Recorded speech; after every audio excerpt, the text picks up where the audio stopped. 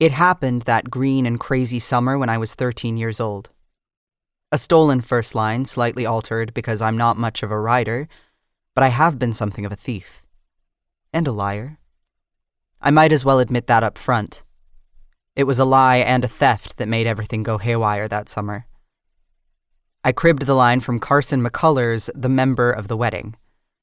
At the moment when it happened, or at least when it began to happen, that paperback was jammed in the back pocket of my denim cutoffs as I sat on the dirty, carpeted floor of the Swaffham town drug, reading teen magazines. Syrupy tang of blue slush puppie on my tongue, mosquito bites stippling my legs.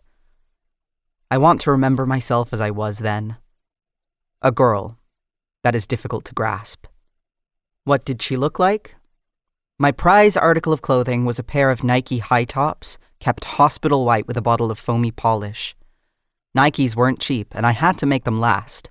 Everything else I wore was off-brand or hand-me-down, my wayward older sister's Lee dungarees cut into shorts, a Michael Jackson baseball tee from Bradley's discount department store, a trucker hat with Pac-Man on the front clapped over my unruly mess of hair. I wasn't good at hair, didn't know what to do with it, how other girls achieved feathered wings and lift. But I had good skin. Everyone said so. "You have good skin," they'd say, admiring what one woman at the Jordan Marsh cosmetics counter called peaches and cream. I was a winter, dark-haired with light skin that didn't tan but only burned and peeled back to paper white. I blushed so intensely, people would laugh and tell me I was bright red, making me blaze with deeper embarrassment. As for my body, it was an unknowable zone. An overlarge assemblage of limb and belly that felt like a thing of its own making, mostly disappointing, incapable of climbing fences or playing baseball, incompetent at dancing, too heavy in its steps. Heaviness had always been with me. When skipping rope in first-grade gym class, the teacher scolded me to be light on my feet. By junior high, my mother prayed that I would stop growing, so you don't turn into a glump like your big Aunt Beverly. My Aunt Shirley, the smaller, told me I walked like a truck driver. I didn't mean to. That was just the way my body propelled itself through space. My shape, that enigmatic packaging, had its own design and cared nothing about anyone's objections, including my own.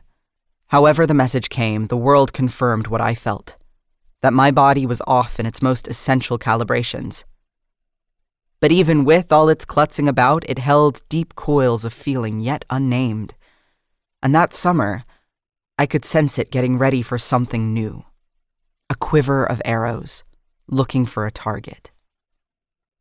It was 1984, still fresh in the month of June, and soon I would turn 14. Come September, spared the indignities of Swaffham High, I'd be off to Catholic school.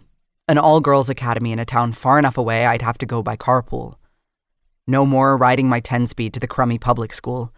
No more jeans and t-shirts. At Sacred Heart, I'd wear a uniform, equalized in an ocean of plaid polyester.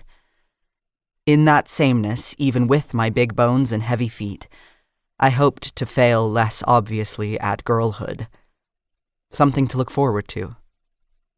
But there would also be no more Jules, my best friend, who could not bear the thought of going boyless in her teen years and opted to stay local. Our impending separation held me in a state of ambivalent attachment, either clinging or pushing away. I believed Jules was too gifted to stay behind. She excelled at science and could play any instrument you put in her hands. On the phone, she could pick out tunes on the push buttons. Mary Had a Little Lamb, Twinkle Twinkle Little Star, Pink Floyd's Another Brick in the Wall. No matter how much I pleaded, Jules was going one way and I was going another.